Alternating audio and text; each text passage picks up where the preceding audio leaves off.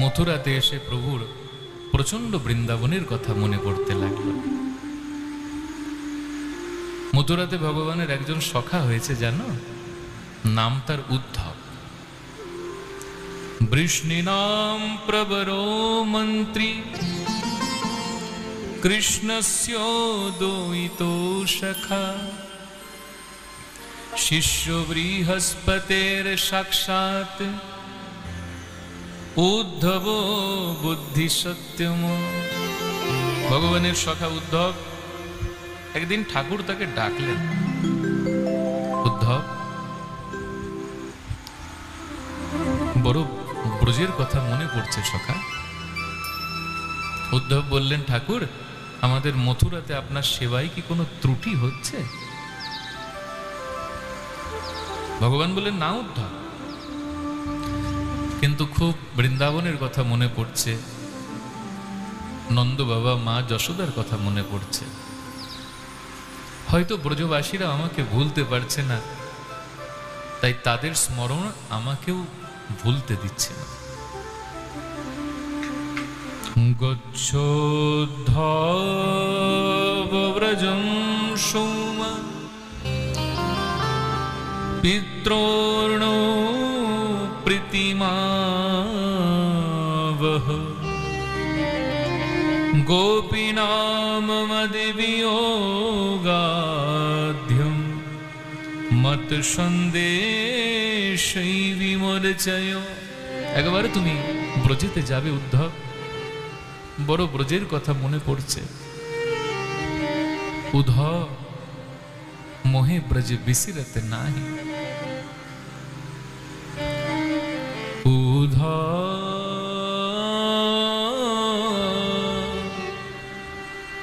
मोहे ब्रज बिसरत नाही, मोहे ब्रज बिसरत नाही। हंस सुता की सुंदर कलरव और कुंजन की छाई, मोहे ब्रज बिसरत नाही। তুমি আমার এই পত্রটা নিয়ে একবার ব্রজে যাও। উদ্ধব বললেন, আমি ব্রজে তো যাব, কিন্তু বৃহস্পতির শিষ্য আমি, আমার জ্ঞানের ভাষা কি ব্রজবাসীরা বুঝবে? যাকে ভগবান যেটা দেয় তার একটা স্বাভাবিক অহংকার এসে যায়। উদ্ধব জ্ঞানের বড় অভিমানী ছিল, আর কেনই ভাবে না, দেবগুরু বৃহস্পতির শিষ্য ছিল তো, সে সাধারণ কোনো জ্ঞানী পণ্ডিত ছিল না। ভগবান বললেন, উদ্ধব আমার ব্রজবাসীরা তো একটু সরল, তাদের সাথে একটু সরল ভাবে বলো। ভগবান তার পীতাম্বরী যে গাত্রবাসটা ছিল উদ্ধবের গায়েতে দিয়ে দিল। উদ্ধব বলল, প্রভু এটার কি দরকার ছিল? ভগবান বললেন, উদ্ধব আমার এই প্রসাদী বস্ত্র দেখলে পরে ব্রজবাসীরা তোমাকে আরো অধিক প্রেম করবে। উদ্ধব রথেতে উঠলেন, যে রথে করে অক্রূর এনেছিলেন সেই রথে উদ্ধব গেলেন। চলতে চলতে মথুরা থেকে সেই রথ বৃন্দাবনেতে পৌঁছালো, নন্দ ভবনের সম্মুখে দাঁড়ালো। নন্দ বাবা ভাবলেন, আমার লালা এসেছে, তাই ঘর থেকে লালা লালা রাজা লালা রাজা বলতে বলতে ছুটতে ছুটতে নন্দ বাবা রথেতে গিয়ে দেখলো সেখানে গোবিন্দ না, গোবিন্দের ন্যায় দর্শনধারী এক পুরুষ এসেছে। জিজ্ঞাসা করলো, কে তুমি? বলল, আমি উদ্ধব, কৃষ্ণ সখা। শ্রীকৃষ্ণের একটা বার্তা নিয়ে এসেছে। ও তুমি উদ্ধব, এতদিন পর কানাইয়ের হয়তো আমাদের কথা মনে পড়েছিল, নিজে আসতে পারলো না, তোমাকে পাঠালো। ঘরেতে নিয়ে গিয়ে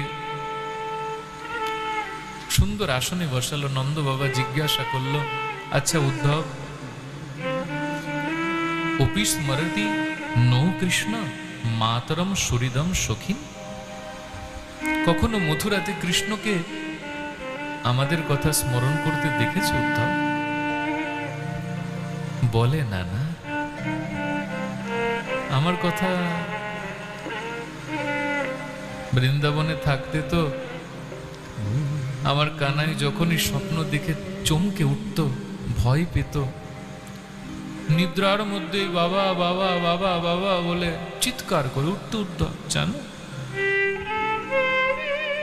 যতক্ষণ তাকে বুকের মধ্যে জড়িয়ে না ধরতাম ততক্ষণ আমার লালা ঘুমাতো না। আচ্ছা উদ্ধব, এখন কি আর গোবিন্দের সেই ভয়ের স্বপ্ন আসে না?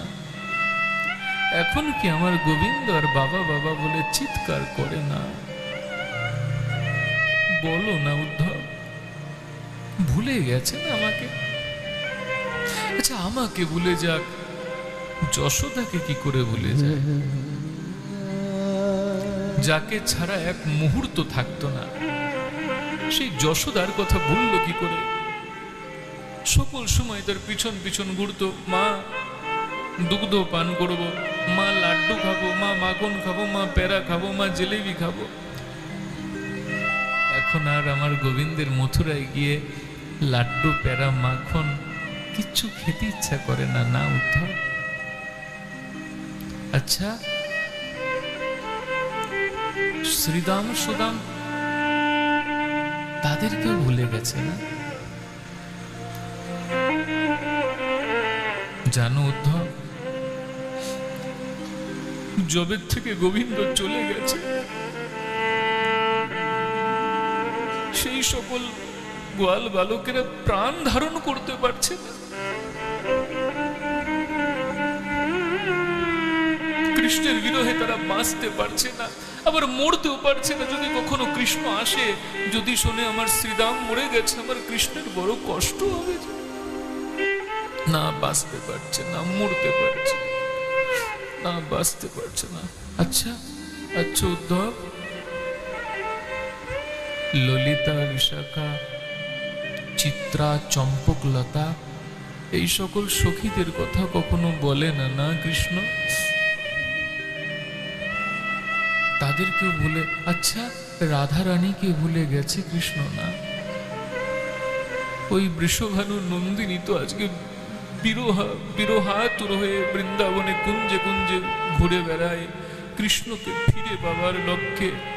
যে যে কুঞ্জেতে গোবিন্দের সাথে বিহার করেছিল, যে যে যমুনার ঘাটেতে সদা সর্বদা সেখানে সেখানে বসে থাকে উদ্ধব, এই আশা নিয়ে হয়তো এই কুঞ্জে আবার আমার গোবিন্দ আসবে। তার কথা মনে পড়ে না? না, ভুলে গেছে, বুঝতে পারছি। ঠিক আছে, মথুরাতে গিয়ে নতুন মা বাবা পেয়েছে না, নতুন সখা পেয়েছে, সখী পেয়েছে। এখন তো সবাই বলে আমরা তার পিতা মাতাও না, আমরা নাকি তাকে পালন করেছি। একবার তুমি বলে দাও, একবার তুমি বলো উদ্ধব, আমরা কি কৃষ্ণের পিতা মাতা না? যমুনাতে প্রাণ দিয়ে দেব উদ্ধব। মথুরায় তাদেরকে বলতে শুনেছি, আমি নিজের কর্ণে শুনেছি উদ্ধব, মথুরাবাসীরা বলে কৃষ্ণ কৃষ্ণ শুধু ওই বসুদেব দেবকীর পুত্র, কৃষ্ণ নন্দ যশোদার পুত্র নয়। তুমি তো বৃহস্পতির শিষ্য বললে, তুমি তো সব জানো না। সত্যি কথা বলো উদ্ধব, সত্যি কথা বলো উদ্ধব।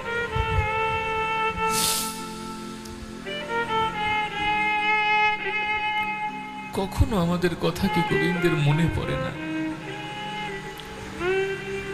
উদ্ধব বললেন, পিতা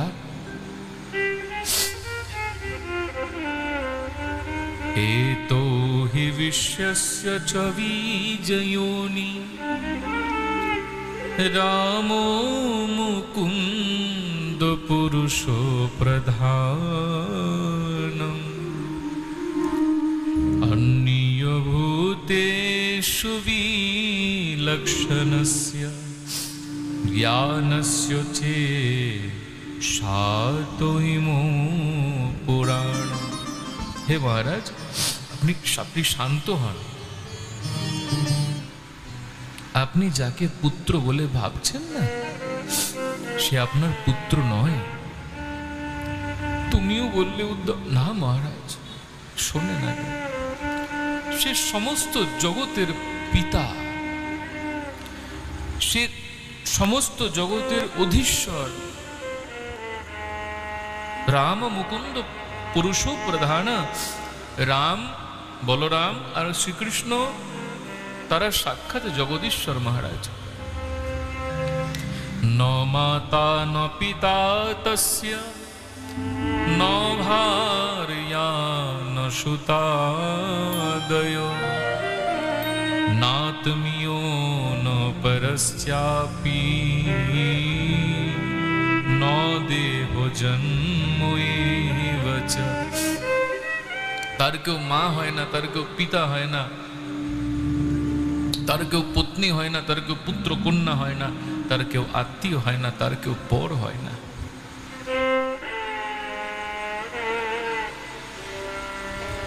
নন্দ বাবাকে উদ্ধব কি বোঝাবে? যে নন্দ মহারাজ কৃষ্ণকে নগ্ন অবস্থা থেকে দেখে আসছে, সেই নন্দ বাবাকে উদ্ধব কি বোঝাবে?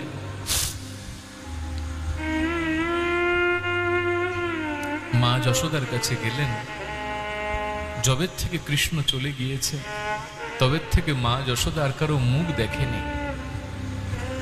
যবের থেকে কৃষ্ণ চলে গেছে, তবের থেকে মা যশোদা সেই কক্ষ থেকে আর কখনো বেরোয়নি। নন্দ বাবার সাথেও কখনো কথা বলেনি। পাশের ঘরের একজন গোপিনী ছিল, সেই গোপিনী রন্ধন করে নিয়ে আসতো। নন্দবাবু অল্প পেত, মা যশোদা হয়তো কোনোদিন একটা অন্ন পেল। এই প্রকার সেই অন্ধকার ঘরের মধ্যে উদ্ধব প্রবেশ করে দেখলেন একটা দোলনাতে মা যশোদা দোল দিচ্ছে, আর গোবিন্দকে ঘুম পাড়ানোর জন্য যে লরিটা গাইতো, সে লরিটা ঘুম পাড়ানি গানটা গাইছে। নন্দ বাবা এসে বললেন, যশোমতী, এই দেখো কে। চুপ চুপ চুপ মহারাজ, চুপ চুপ।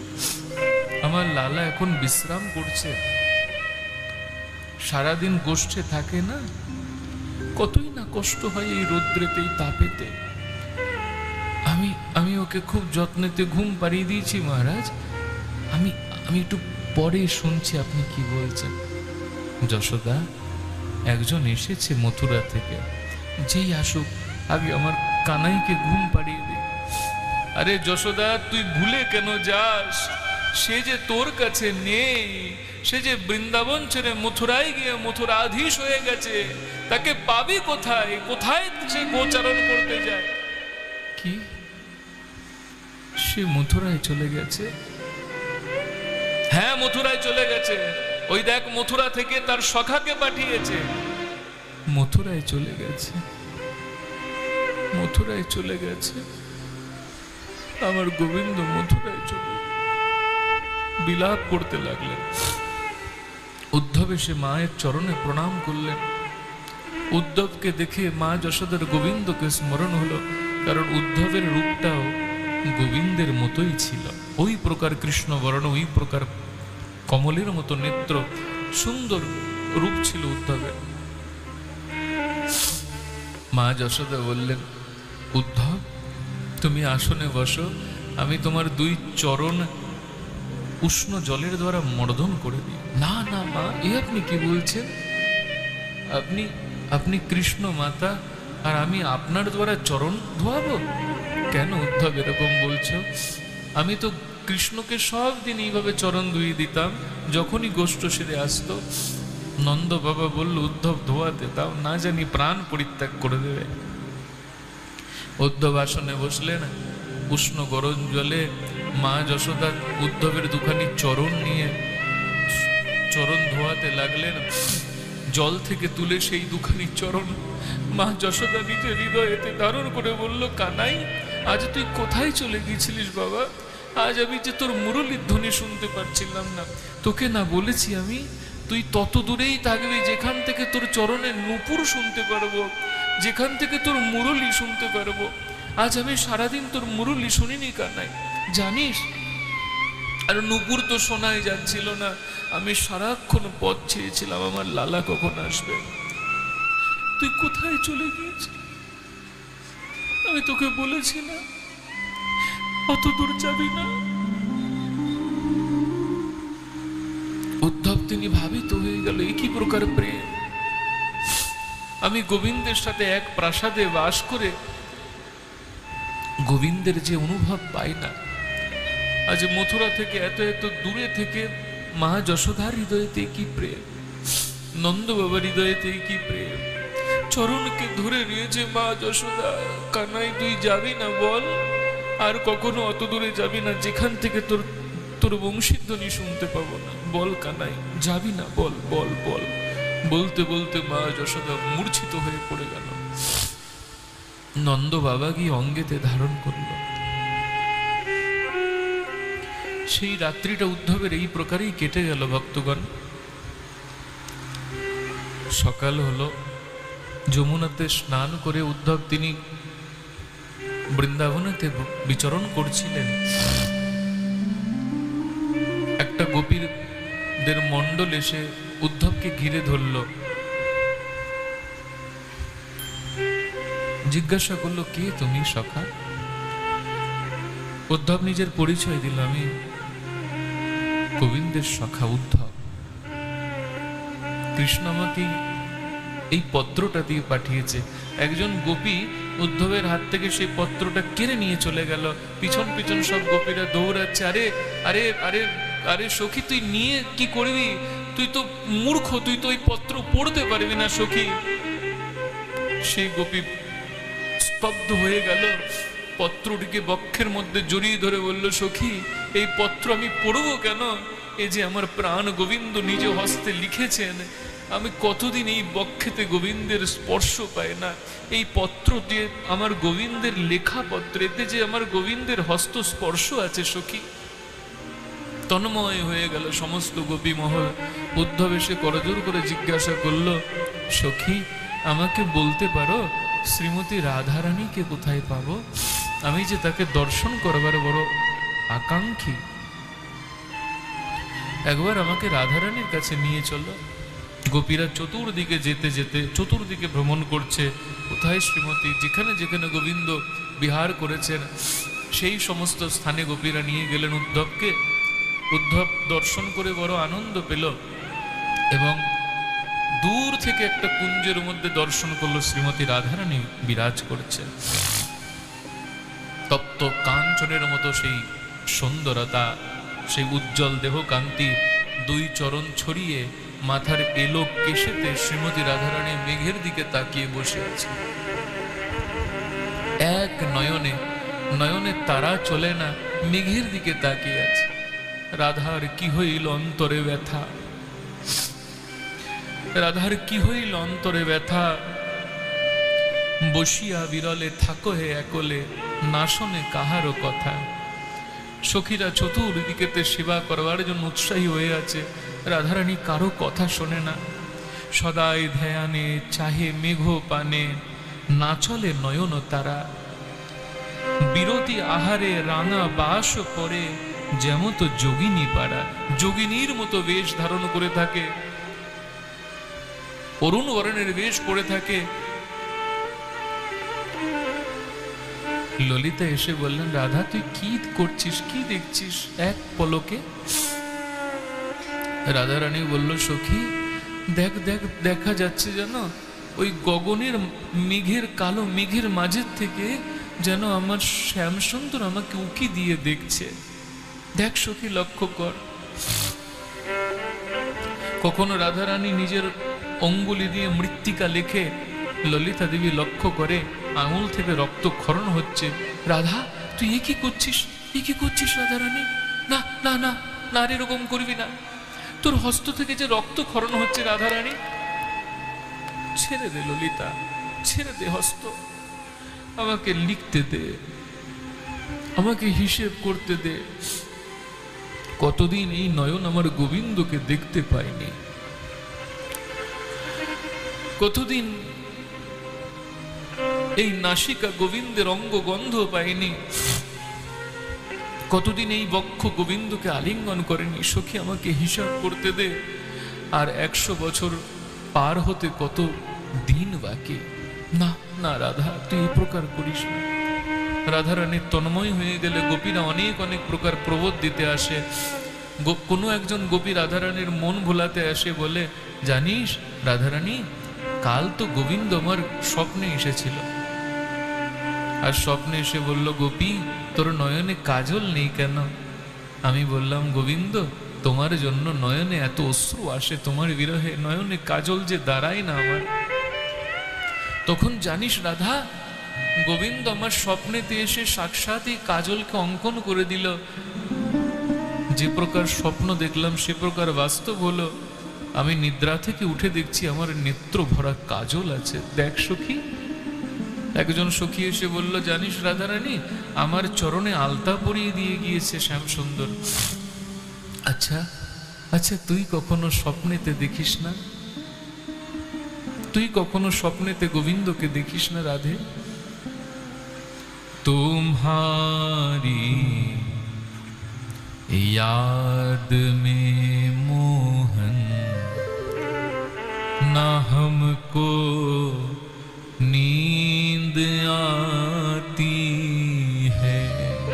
সখী, গোবিন্দ বিরহে নেত্রেতে নিদ্রা আসলে তবেই না স্বপ্ন আসবে। নিদ্রা না আসলে পরে স্বপ্নটা দেখবো কোথা থেকে আমি? আমার যে নেত্রেতে আজ নিদ্রা আসে না, যবে থেকে গোবিন্দ মথুরায় চলে গেছে। তোমারি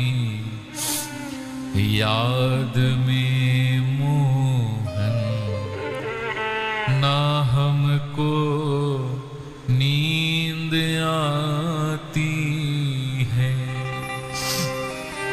ये दुनिया की चमक प्यारे हमें भी ना सुहाती है। मेरे दिल से मेरे मोहन सदा इतनी सी आती है। कन्हैया की मैं हूँ जोगन, मुझे इतना बताती है। तुझे हरदम बुलाती है, तुम्हारी याद आती है। এমন সময় উদ্ধব আসলো রাধারানীকে প্রণাম জানাতে। আর সেই সঙ্গে সঙ্গে একটা মধুকর, একটা ভ্রমর রাধারানীর চরণের কাছে গুনগুন গুনগুন করে ঘুরতে লাগলো। সেই মধুকরকে বলে উদ্ধবকে রাধারানী ভ্রমর গীত শোনাল। উদ্দেশ্য ছিল উদ্ধব, কিন্তু লক্ষ্য রেখেছিল ভ্রমরকে। শ্রীমতী রাধারানী ভ্রমর গীত গাইছে। মধুপ কি তব বন্ধো মা স্পৃশাগ্নিম সপত্না কুচ বিললিত মালা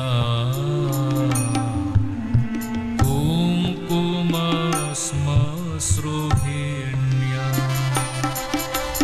বহতু মধুপতিস্যাম মানিনীনাম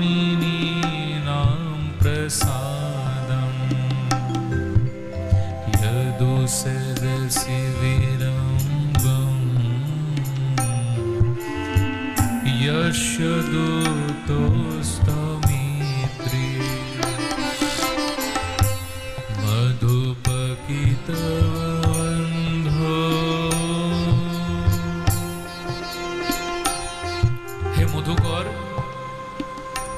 একদম আমার চরণে স্পর্শ করবে না, একদম আমার চরণকে তুমি ছোবে না, আমাকে মিথ্যা প্রণাম করে অনুনয় বিনয় একদম যেন করবে না।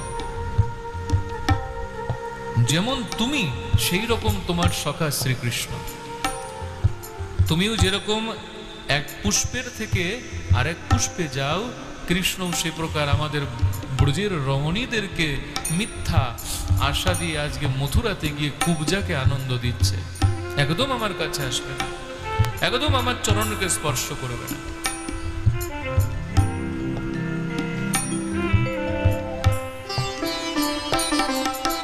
সকৃদধর সুধাম মোহিনী পায়ইত্যা সুমনসৈব সদ্য ত্যাজেস্মাन् ভবাদ্রি পরিচরতি কথাং পাদপদ্মং নুপদ্মায় यपिवतरितचेता उत्तम श्लोक जल्पे মধুপকিতব বন্ধো। আমরা জানি না কিভাবে লক্ষ্মী দেবী তার চরণেতে নিজেকে সমর্পণ করেছে। নিশ্চয়ই মাখন চোর লক্ষ্মী দেবীর চিত্তকে চুরি করে রেখেছে। সে তো এই প্রকারই, এক জন্ম না, এমন না শুধু এই এক জন্মে সে এরকম কপটতা করেছে আমাদের সাথে, সে তো জন্ম জন্মান্তরী এই প্রকার কপটতা করে, সবার সাথে কপটতা করে। সে তো কপট শিরোমণি।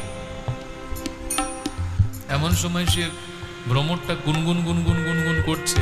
একজন গোপী বলল, দেখ সখী, ভ্রমর যেন জিজ্ঞাসা করছে কেন আমাদের শ্রীকৃষ্ণ তোমার সাথে কি কপটতা করেছে।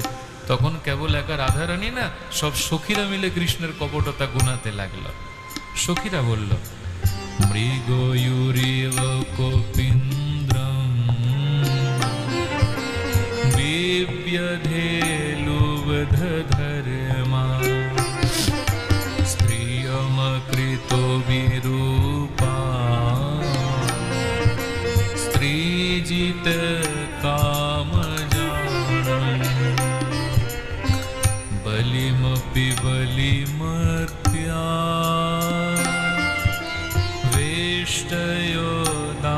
वेष्टयोदांशवद्य तदलमशितसख्ये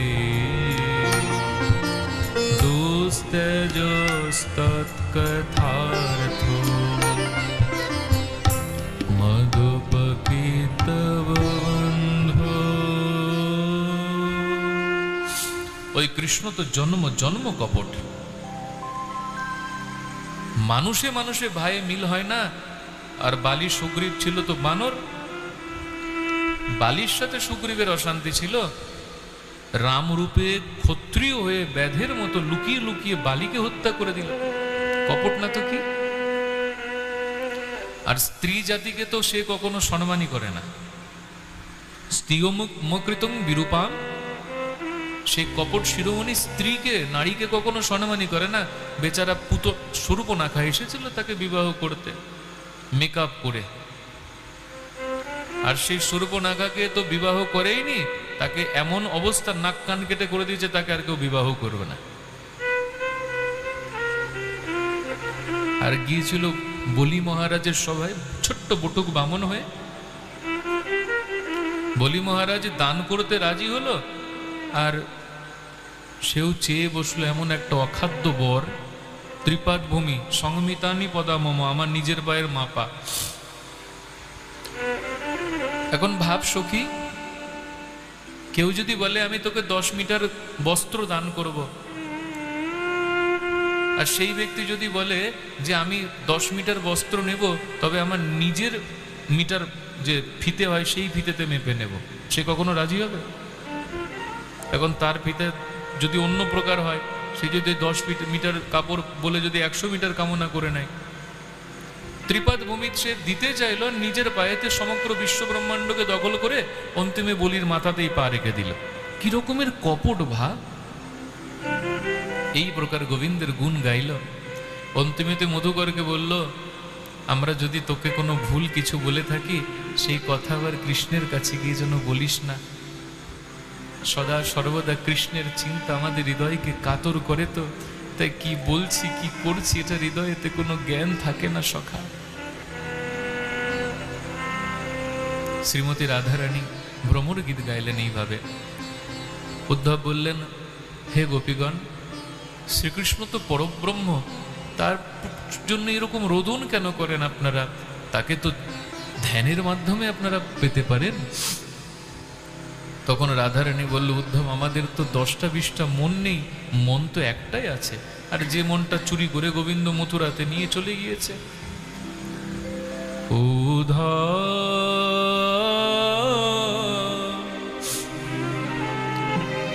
मन ना भये 10-20,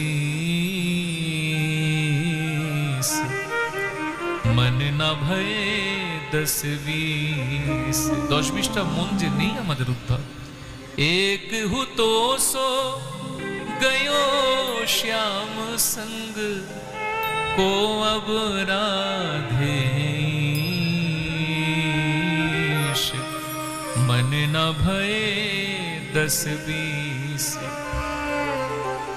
कृष्ण तन कृष्ण मन कृष्ण ही हमारो धन, आठों याम उद्धव हम कृष्ण ही सो काम है। उद्धव, তুমি যে বলছো ধ্যানের মাধ্যমে গোবিন্দকে পেতে, আমাদের তো অষ্টম প্রহরী গোবিন্দকে চাই। आश्लिष्यवा पादरताम विनष्टुमाम, अदर्शनान मरमाहतं करतुवा, यथा तथाव विदधातु लंपटमत प्राणनाथस्तु सोएवणापर। সে আমাদের সাথে যাই করুক না কেন, আমাদের বক্ষের মধ্যে আলিঙ্গন করুক অথবা পদদলিত করে চলে যাক, সে তো জন্ম জন্ম আমার প্রাণনাথ, আমার শ্যামসুন্দর আমাদের, ব্রজনাথ আমাদের।